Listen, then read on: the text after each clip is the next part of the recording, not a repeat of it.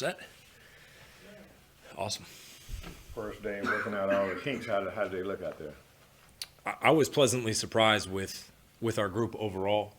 Had a couple guys get dinged up, but that's kind of to be expected. Guys were playing hard. In general, though, really competitive group. A good amount of guys who've played professionally before, so a lot of this was review for them. But it was competitive, and it was a fun first day. How did Jaden look his first day? Jaden was dynamic as expected. Obviously, a very good athlete, and he makes the game faster naturally. But he did a good job, and a lot of this is going to be intro for him, right? So we talk about guys playing professionally or playing in the G League or playing overseas. Although he did play that year in Ignite, this is a very important time for us to make sure we teach and work with Jaden individually and then within our collective scheme about what we're trying to do on both ends of the floor.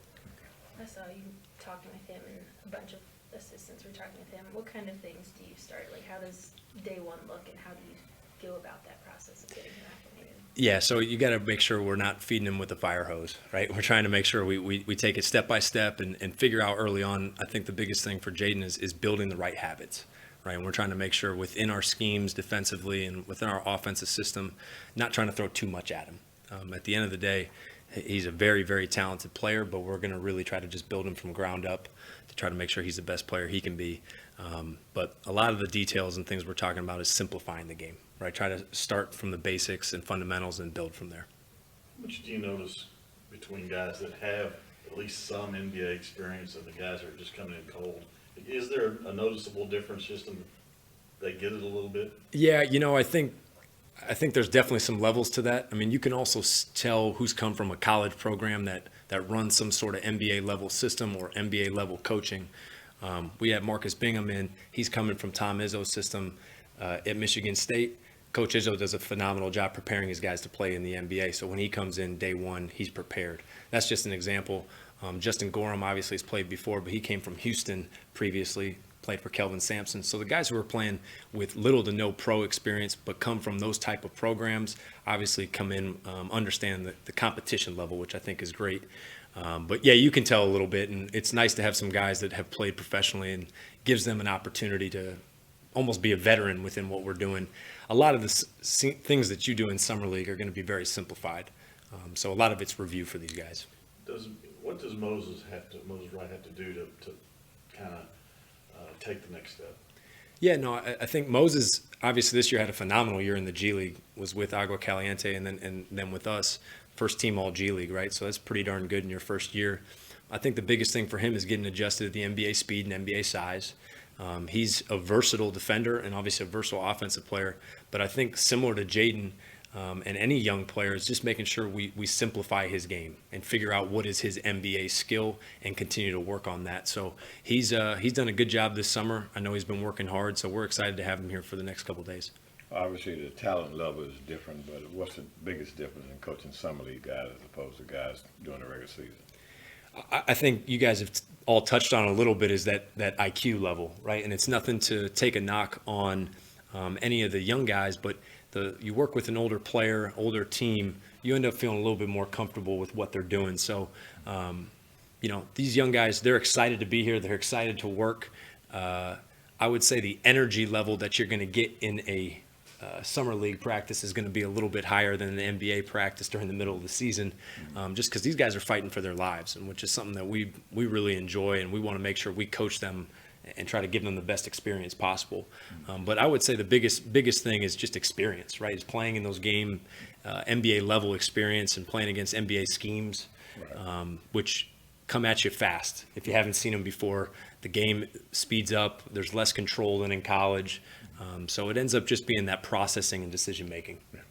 When you talk about the guys having that energy and fighting for their lives, what do you tell them to keep them in the moment so they don't get too ahead of themselves? No, it's a great question. And really, at the end of the day, one of the things we try to talk to these guys beforehand is giving them some perspective. Like, this is a blessing for them to be here, and we're excited to be here as well. At the end of the day, let's control our controllables, right? So, when you talk about effort and attitude, can you control those two things? You can't control if you're going to make shots or not. It's going to be difficult turnovers. How do we respond to the mistakes that we make, as well as how present are we just day to day, are we excited to be here every single day?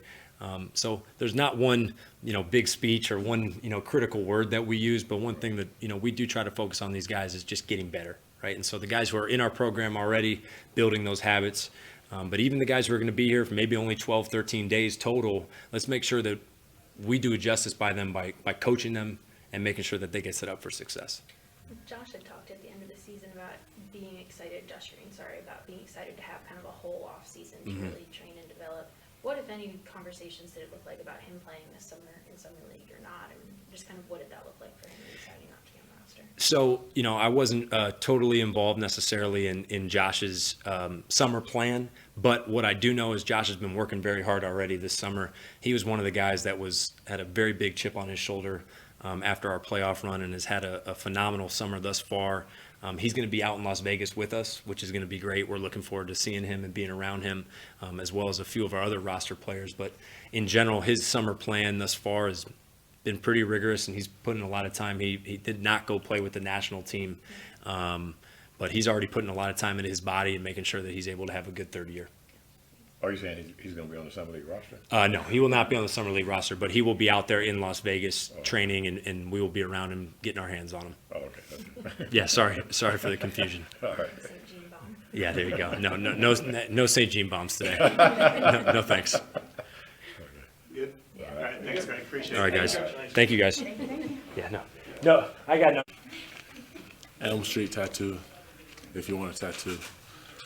What is it? It's like a pathway up a mountain, kind of like broken up. Yeah, That's awesome. that's me. That's really cool. Thank you. You want to see it too?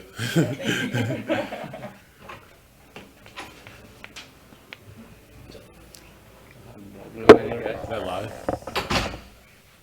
No. I think it's hard. Oh, who got hurt? All right, we can go ahead. Grass will get you. Yeah, it will. Coming in, you were with New Orleans last year in the summer? New Orleans Summer League, Clippers preseason, Clippers G League, picked up, did a 10-day with the Clippers, came through. I only did like 2 days of it because I got COVID. After that, went back down to Agua Caliente, and then Mavs called. And I've been back and forth here with the Legends and Mavs ever since. So what, going into your year number 2 in the NBA, you got a foundation put in place. What do you hope or expect to achieve now? I came into this summer league with the knowledge of that I want to be the most dominant being out there, most dominant person I could be, whether it's with my talk, rebounding, defensive presence, no matter what I do, just being dominant at what I do. So I just hopefully achieve, because there's an open roster spot here, so that's what I'm fighting for, that open roster spot with my whatever I do. How do you go about being the most dominant big man out there? What are some of the things you got to do to accomplish that?